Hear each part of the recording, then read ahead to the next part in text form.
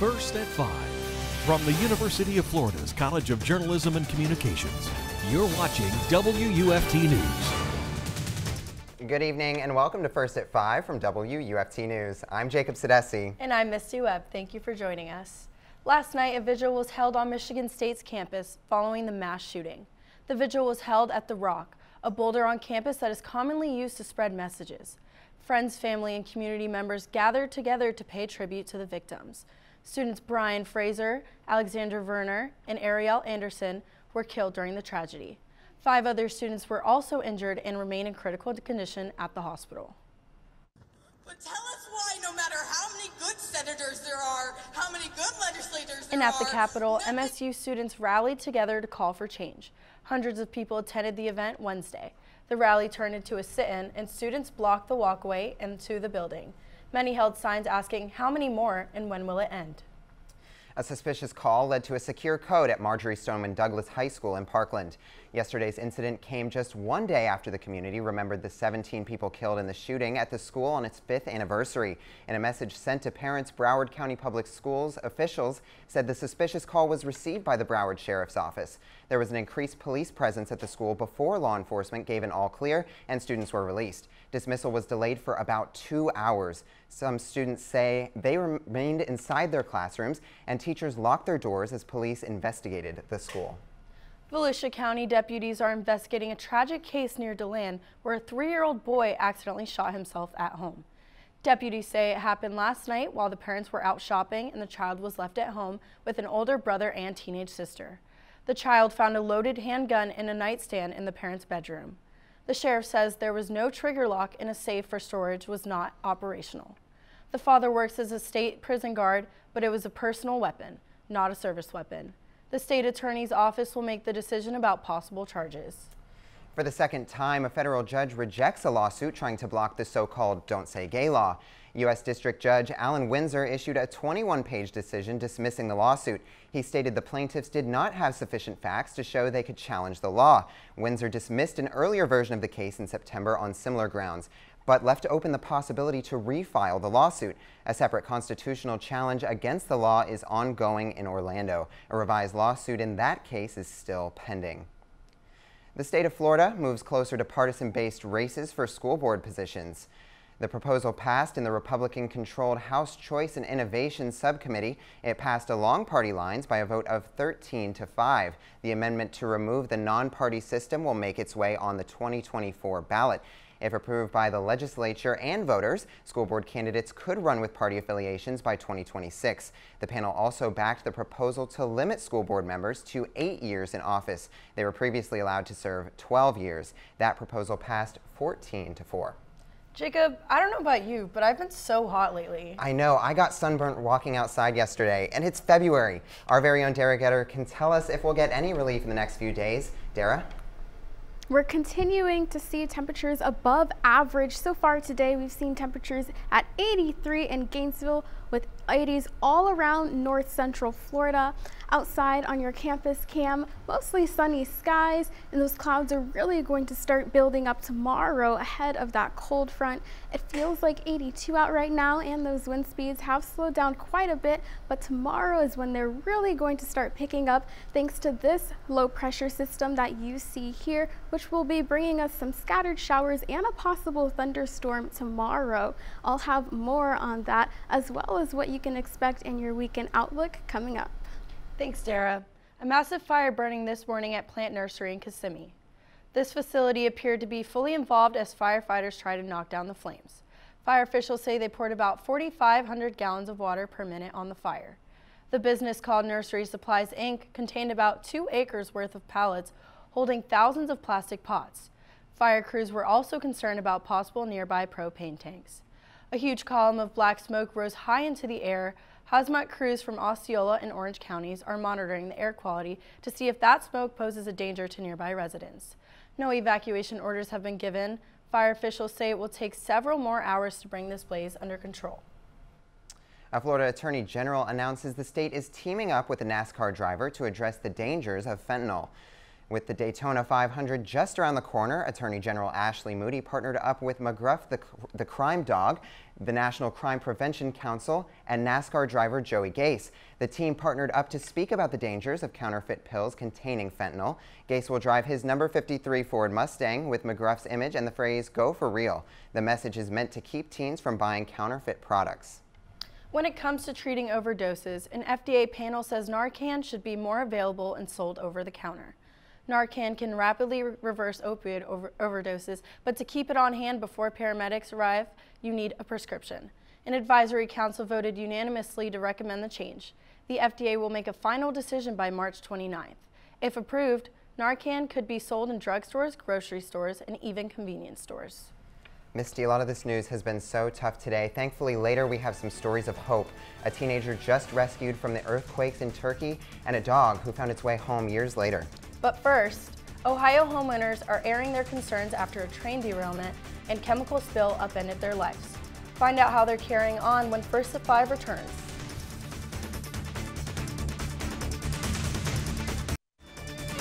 You're watching WUFT TV News. Welcome back. Over 500 people packed into a town hall meeting in East Palestine, Ohio Wednesday night. This comes after a train derailment and chemical spill forced people from their homes. Now, health and safety concerns are rising. Joe Paganakis has the latest. East Palestine homeowners were filled with emotion as they aired their train derailment health concerns in front of safety leaders to a packed house at the high school auditorium on Wednesday. The media was kept at a distance from homeowners, so we had to talk to residents who had to wait up to 45 minutes to get inside the meeting, and they had a wide variety of questions and concerns. The contaminants on our objects, on our homes. Who can we trust, and where do we go from here? It's now been 12 days since the Norfolk Southern train derailment, which forced an evacuation within a 1-mile radius of the accident, sending hazardous smoke into the air, causing hazardous vinyl chloride and butyl acrylate to spill into the groundwater and water sources like Leslie Run Creek here. The Ohio EPA confirming the spill has thus far killed some 3,500 fish of 12 different varieties. I can't even put it into words. I was in tears over the headache that I had last night. Jessica Helpe and her family, who attended the informational meeting, live within the now lifted 1-mile evacuation zone. Jessica says the chemical smell has given she and her 13-year-old son headaches. She says air quality checks at her home came back safe, but she says more extensive testing is needed. On Wednesday, Ohio Governor Mike DeWine announced Ohio EPA testing of 5 wells connected to the East Palestine Village water system showed no contamination, deeming the water safe to drink, but recommended those on private wells continue to drink bottled water until tested by private consultants. Meanwhile, Norfolk Southern officials decided not to attend the informational meeting, saying, quote, "We have become increasingly concerned about the growing physical threat to our employees and members of the community around this event, stemming from the increasing likelihood of the participation of outside parties." On Wednesday, Norfolk Southern told us it conducted air quality tests at more than 400 homes over the past 10 days. I can say that of all the tests conducted, there's been no detectable substances. Still, East Palestine homeowners like Jessica Helpe are hoping demanding heavy scrutiny now will save them from unanticipated health issues in the future. We hope that everything's okay. 10 years down the line, you're going to have a big group of people coming back and saying, well, what's this about? More than 2 weeks after a Chinese spy balloon was first spotted over U.S. airspace, President Biden publicly addressed the situation as well as the other identified flying objects shot down over the weekend. NBC's Alice Barr has the latest from Washington. After days of mounting pressure, President Biden today breaking his silence on the Chinese spy balloon and 3 unidentified objects the U.S. military shot out of the sky in recent days. Clear message. The violation of our sovereignty is unacceptable. As recovery crews gathered debris from the Chinese surveillance balloon, the president laying out his rationale for letting it fly across the country before shooting it down off the Carolina coast. We were able to protect sensitive sites against collection. We waited until it was safely over water. He drew a contrast to the 3 smaller objects shot down over remote areas of Alaska, the Canadian Yukon and Lake Huron. Our military and the Canadian military are seeking to recover the debris so we can learn more about these 3 objects. noting those were likely for benign commercial or scientific research and were detected because of heightened radar surveillance. We don't yet know exactly what these 3 objects were, but nothing right now suggests they were related to China's spy balloon program or that they were surveillance vehicles from any other country. The president tasking his administration with establishing parameters for dealing with aerial object sightings to prioritize what poses a threat. Lawmakers in both parties had been urging President Biden to explain what's going on. We need to get the truth, and we haven't gotten it yet. And reassure Americans our skies are safe.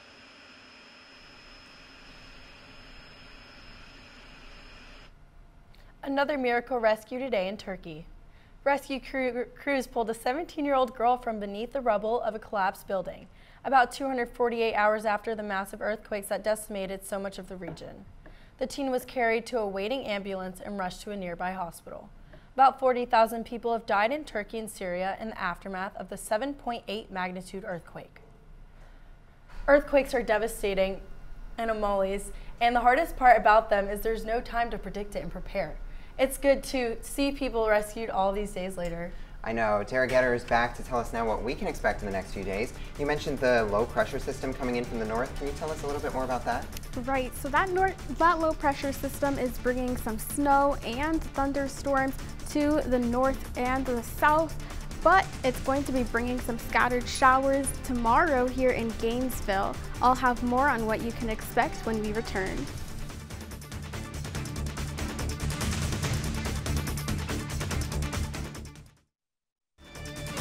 You're watching WUFT-TV News. Temperatures right now in the upper 50s tonight and nearing 60 as you get closer to the villages.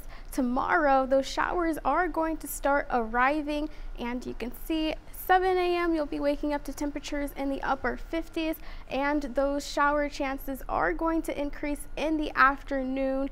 We're going to see that cold front right here Friday at 7 a.m. still in the panhandle, but those showers are going to start reaching our area Friday morning. You can see in Lake City a few clusters before that cold front arrives, and hovering right over our area Friday at noon is that cold front following behind it with lots of scattered showers and a possible thunderstorm. This is Friday at 5 p.m. and those showers are going to shift south, and it looks like we'll be dry tomorrow if you have any Friday night plans. Right now, that cold front system is putting parts of the panhandle under the risk for some severe weather, and right now we're not under that same risk, but of course we'll keep you updated. It's also going to be feeling pretty breezy tomorrow, with wind speeds in Gainesville reaching up to 18 miles per hour, and it looks like that wind is pretty concentrated along that I-75 corridor. This is Friday at 1 as that cold front is passing through. They're going to slow down just a bit after it passes through, but still really high. Saturday, pretty chilly with temperatures in the low 60s, lots of sunshine, and on Sunday, partly cloudy skies with temperatures nearing 70, but lots of sunshine for your Sunday afternoon. The rest of this week, we'll be seeing temperatures in the 80s on Friday with a 60% chance of rain. We'll be dipping into the mid-60s on Saturday, but we'll be seeing temperatures back in the 70s and 80s next week. Back to you. Thanks, Derrah. Valentine's Day was not a happy day for fans of Internet Explorer. Microsoft announced it officially disabled Internet Explorer 11 Tuesday. The company permanently disabled the older web browser on its computers. Internet Explorer debuted in 1995 as part of Windows 95, and at one point commanded 95% of the market. A lot of 95s. Now, users who click on the icon are redirected to the company's new browser, Microsoft Edge. Microsoft says it will remove all visual references to Internet Explorer when it releases an update in June. It's definitely an end of an era. I use Microsoft Edge myself, but I remember using Internet Explorer as a kid. Enough about technology. It's time for sports. Well, I can't say that's my area of expertise, but thankfully Ellie Shreve's here to tell us more about it. The Gators got a win last night, but lost their star player to injury. I'll tell you all about Colin Castleton's injury, and we'll look ahead to the next game as we come back for sports.